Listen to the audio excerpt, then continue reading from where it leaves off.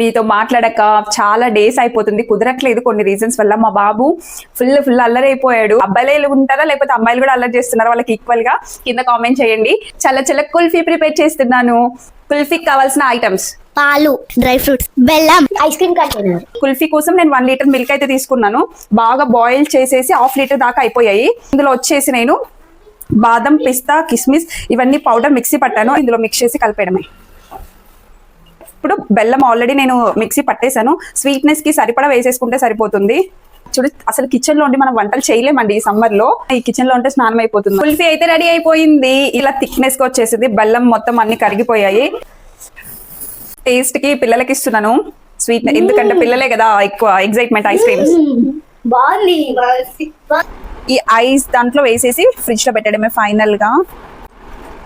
ఇప్పుడు ఇది deep fridge లో వేసేస్తాను. 3 hours కంప్లీట్ గా పెట్టేస్తే మంచిగా కుల్ఫీ రెడీ అయిపోతుంది.